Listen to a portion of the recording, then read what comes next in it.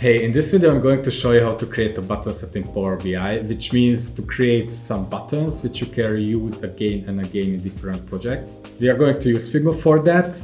It has some features what makes it very easy to adjust elements later on. We are going to create some components and styles, and after that the buttons are changeable just with some toggles, which is very cool. So let's get started. When we are in Figma, we can start with the button text, pressing T, or you can click here, then on the canvas and write button, and then click out of the text and it's selected. And now we are going to create an auto layout, pressing Shift and A. And what it does, it puts every element in a frame and it makes these elements stick within the frame. And you can also set up the relative positions of these elements. Here you can see this auto layout field. This is in the left upper corner. That means the elements stick to the left upper corner. When I move the frame, the button moves with it. If it's in the middle, then it stays in the middle. Here you can see this is space between items. I can put an item, for example, let's put a rectangle. Now it's also within the frame, make it a little bit smaller. And now when you change it, it changes the space between the items. We can create another rectangle. And you can also just drag it and put it on the other side. It looks like this. These are the paddings between the elements and the frame. But it doesn't change anything now because here the width and the height is set fixed. So the frame size is fixed. But we can select here hack content, and as you can see now it adjusts to these paddings. If I put here 20, it goes 20, 20 again, so it makes it very easy to adjust the elements relative to each other. Let's change it back to 5. Okay, and we can make it a bit smaller. I'm gonna put like 5 here, and actually for starters I want to create a fixed height, which is going to be 24, and the width can be a hug. Then let's go to fill and change the frame fill to purple. I have a color in mind, which is this. Hit enter, and here we can also change the text color, pressing F, and it will autofill it, and now it's white. And we will delete the rectangles later. That's kind of like a placeholder for the icons now. Okay, we can also come here and change the corners to 5. Now they are rounded. Now this is going to be our first button, like a default primary state.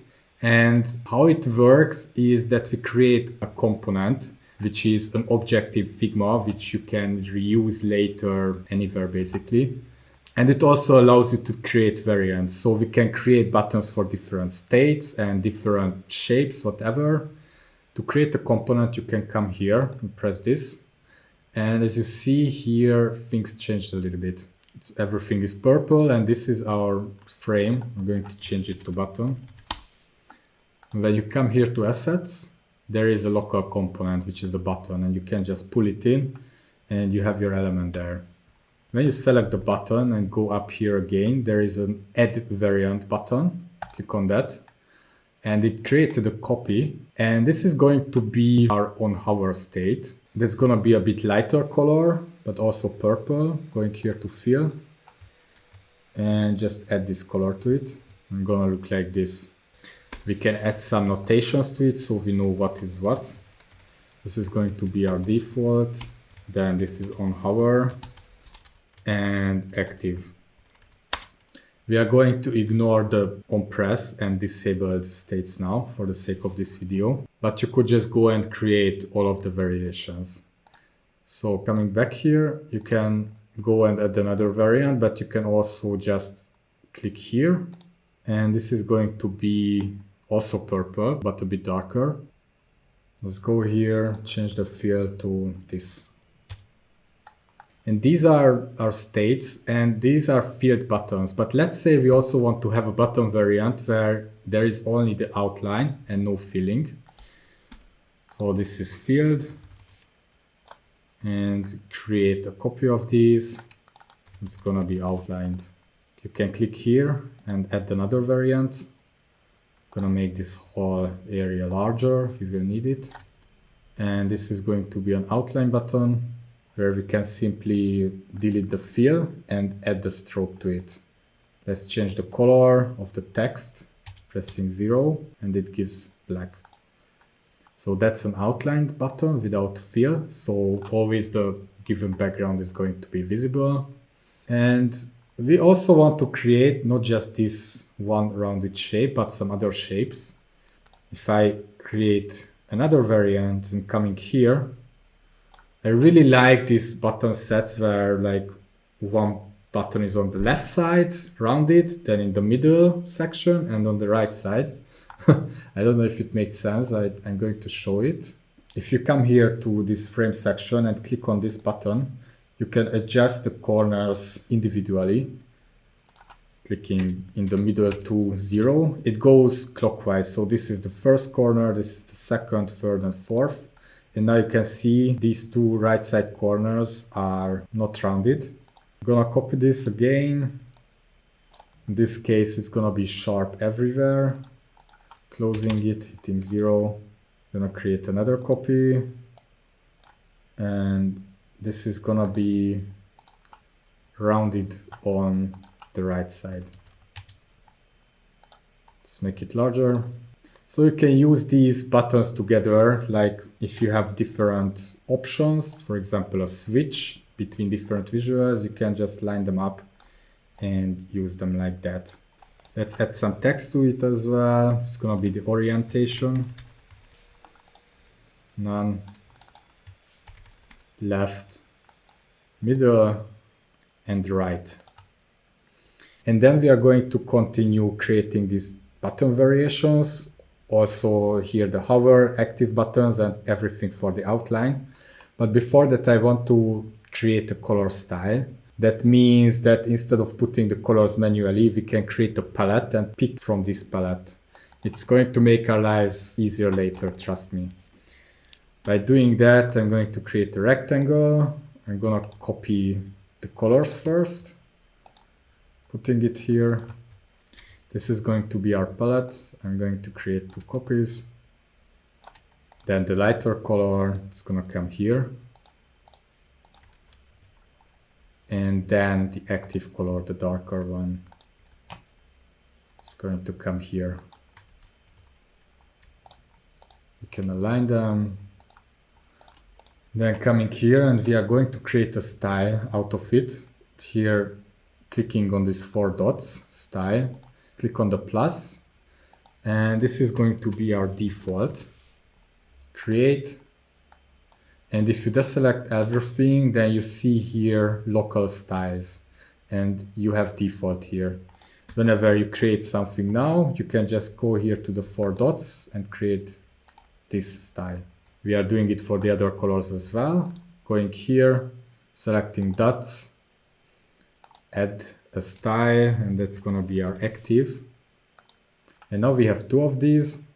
But I want to organize them a bit because we'll have other colors later. So I want to put them into a folder. Just right click here, add a new folder. And it's going to be primary color. With drag and drop, you can pull in the active as well. And then we create a style from the last color as well. 4 dots, create a style. And here you can add it directly to this primary folder by texting primary, / and on hover, create style. Now here you see all the colors. It's hover, not hover. And normally you wouldn't just do 3 colors, but a whole color palette, maybe with 5, 6, 10 colors, because you might want to use some shades for different design elements in your dashboard. And we will also create a palette for the outline button. And there is another way to do that with plugins. If you go here, plugins, and find more plugins, there is this plugin called Foundation Color Generator. You can just search for it and then click on Run. And here you can select color palettes from established UI designs, Atlassian, material design. Material design is the design of Google. But we are going to go to Atlassian. And you can also use different colors. It doesn't have to be blue. You can change it like coming here, selecting the purple. We could use this, but these three are enough for us now. We are going to use these neutral colors. And here you can create a style, but let's change the name here first. It's gonna be our grayscale. And then create a style. And now you see you have all these colors here. And you can also create a color palette, clicking here. And you don't have to create them individually. Okay, now let's change the colors in the buttons into the style, because as you see, it didn't adjust automatically. You can just select all the default buttons, come here and select the style. Coming here, also changing it to the style, then the active button. All right, then buttons.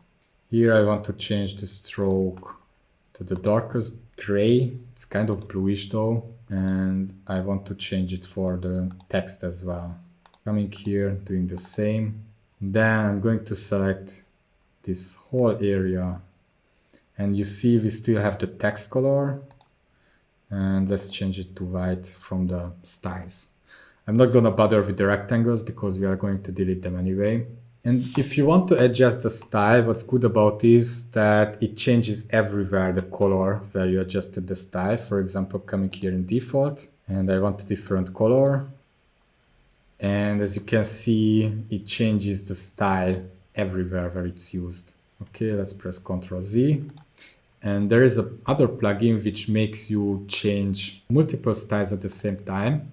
If you come here, go to plugins, find more plugins. There is this plugin called Fetch Styler.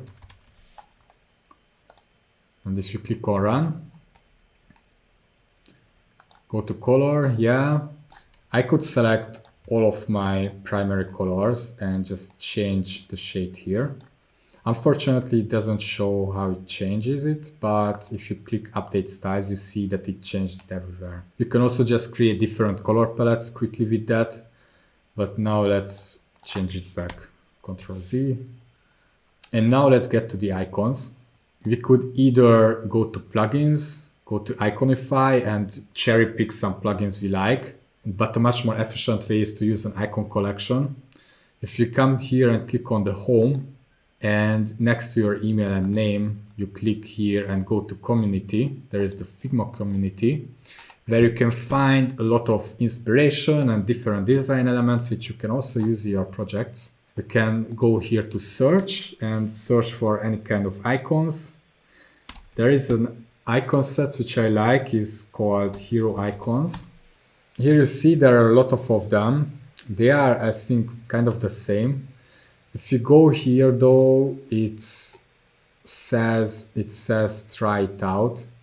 So this is a plugin. Whenever it says try it out, it gives you a plugin. It's not different than Iconify them. You can select from these. But what we want is to import a whole collection. So go to this one, the purple one, and open in Figma. That's what we need.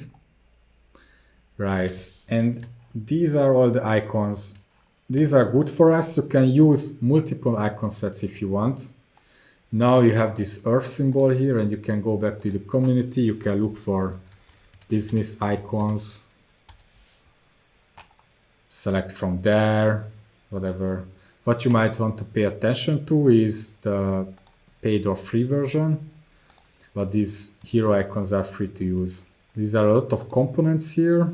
And let's copy. This time I'm just going to copy these to make our life easier. Going back to buttons, and then just gonna copy here. Gonna press F and create a frame. All right, here going back to layers. And now you see all the icons are in this frame.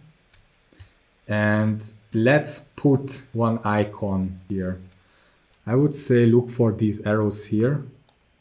Select one, press Alt to copy it. For now, just copy it here and select this one as well, the right arrow. Press Alt and copy it again. I want to put them inside of my buttons, but sometimes you can't really fit them. There should be a visible line showing, marking that you can fit it there. It's because this element is too small for now. So let's make it larger. And now you see that blue line, that's what we need. We can delete this one. And let's put the other one as well. Delete this one too. You can make these a little bit smaller. Here you can click this, then the proportions stay the same. Let's put 18. And then select the whole button again and hug contents. For the height we can put 24, that's good enough. You could also just click hug contents, but I prefer it for a fixed height. Let's change the colors of the buttons to the same white. Here it has an automatic color style, which comes from the hero icons. I can delete this and click on white. Normally this is how I would start, create one button completely and then create the variants, but I wanted to show what I mean by variants first. But now we can delete these three. Then I take this one, copy it, do the same stuff with the corners again, 0 for the 2 middle corners, all the corners are 0. And the middle corners are 5. All right, then we can select these three, click on this plus, and change the primary color to this on hover color. If you scroll up, let's make it a bit aligned. This one too. And then we will delete these two. I copy this one as well, changing the colors. And I select all 4, create a copy, and change the color to the active. Delete this one as well. We can create another copy of all the 4. This is gonna be our outline default. Then we can remove the fill and add the stroke, clicking on the dots, and we can go with this color. And for this white text, I'm going to use the same color. All right. Let's make another copy. This is the on hover effect. This is going to be lighter. And let's make another copy for the active. And this time this is going to be default purple. All right, these are all the variations we are going to use. We just have to set up in a systematic way that we can switch the different elements of it quickly. If you go here to assets and pull the element here, this button is now based on these variations. If you come here, you see that you have all these variants which you can change. 24. But we don't know what's what, and it's not an optimal way to do it.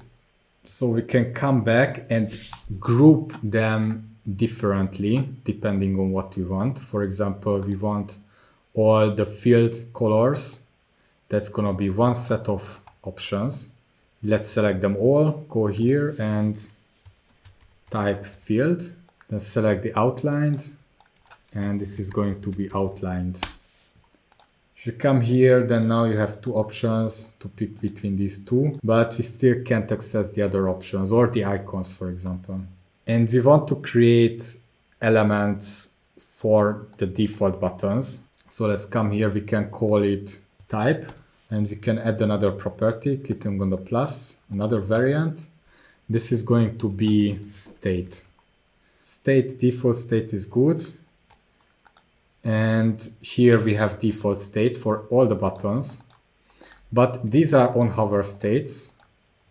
And these are on hover states as well. So select them all. And instead of default, it's going to be on hover. Then let's go to the active buttons. And they are going to be active. How it changes now, you not only have field and outline, but you can also pick between the different states. And then we want to create another variation for the different orientations. Variant, you can call it none, the default one, and then select all of these, and orientation is left. these are middle, and this is right. So now have all the combinations from all these buttons, but we can also change elements inside the button. For example, we can change the button text, or we can make it completely invisible if you just want to have the icons, or we can make the icons invisible. We can just click in one of the buttons and try to select the button text itself. And then you see here this aiming sign. Then you can click here and it selects all the same layers. It selects all the text buttons. And coming to the right side, next to layer, we can click on this create boolean property. And we can write show label. And this is true. Now we select the button and we can go on and show label or hide label. We can also control what to write into the buttons, select all the text layers again. And here content, clicking on this property and label text. Button is fine. Now if you come here, you can choose what should be here. Let's say filter. What's good about this, if you have multiple buttons, you can select them all and change all the values together. Everything. And now let's come to the icons. First of all, select one icon on the left, then click on this. Then we have all the icons and we can turn on and off the icon, clicking on label, create a new property, show icon left, true. And you can also go here to this icon and create an instance swap property. Maybe it's not visible for you. It's important that these icons, which are on your field, has to be components like this. This is the sign of the components. If I make a copy of it, this is an instance of a component. It's not a component itself anymore. And if you copy it from somewhere else, you might have only this sign, and then you have to come here and create components from them. Okay, going back here. So we have all of these again, create an instance swap. We can click it, and this is the left icon. Default value chevron left is fine. And here we can add preferred values to it. You can select some of the icons you want to have in quick access. You can search for all the icons anyway, but it's good to have them in quick access in my opinion. Or you can just click here on outline and select them all. All right, then create property. And now if you come back here, you have show icon left, yes or no. And if yes, then you can select one of the icons. Let's say this, it's like Japanese yen maybe. Something like this. Or you can also just search for filter, for example. And you can also just come here if you don't know what to look for, and whichever you like. Okay, this is called outline menu, and then you can just come back here and look for that. But I like the filter. We can do the same for the right icon, select them all. First the layer, create property, right icon, and then create instance swap property, right icon.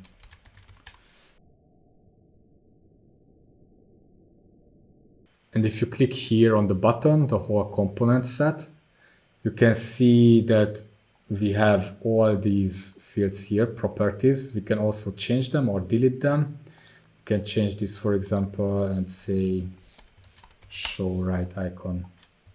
Hit enter. Show right icon, disable. And we can create different buttons. Let's say this is going to be an outlined left button on default mode. This is also default mode. If you, for example, want to have a switch for light mode and dark mode in your visual, you can come here. This is going to be our dark mode. There is a moon icon. You can select this, make a copy. This one going to have a right orientation. Change the icon. It's gonna be sun. And for example, if you want to have these two buttons to have the same size, just select the larger one. It's 107. And we can just change it to fixed. This one is going to be fixed as well, and 107. Now let's copy these. Here we can change the state to on hover. Copy them one more time and change it to active. Now we have all the buttons and we can export them. One thing I would do though to change the names here, because it will be easier to import them in Power BI. This is light mode active. This one is light mode default. Once you rename them, you can scroll here on the right side down, export layers. You can select here the data type. I would say SVG is the best because it has the best quality, but sometimes when you import SVG images into Power BI, it gets messed up.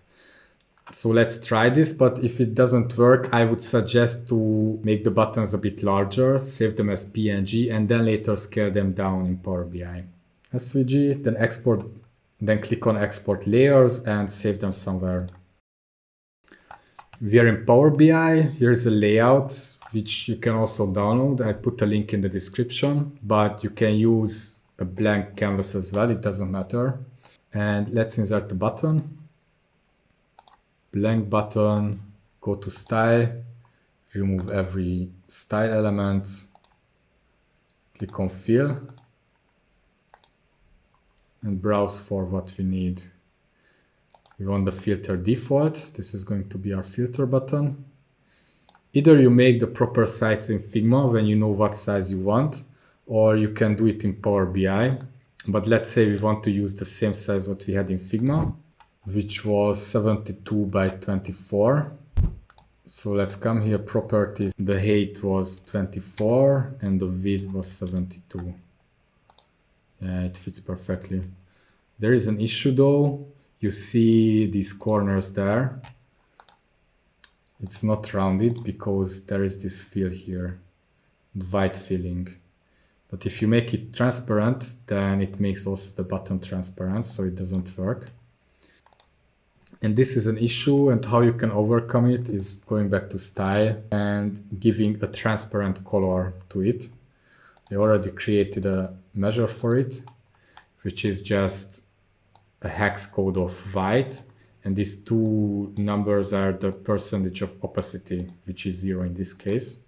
If I put this here, field value, table, transparent, okay. And now it looks like this.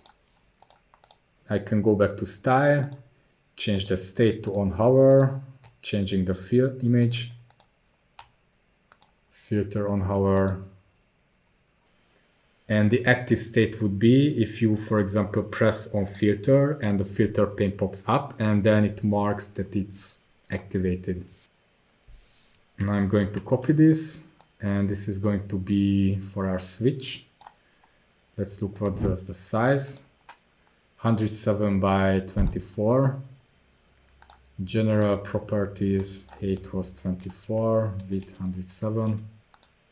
Go to button, style, state default, fill. This is what we get at the end. And if you want to reuse them in a different dashboard, but with different styling, we can just change them in Figma very quickly. Either going here and change specific colors for specific states, or we can change the style color palette itself.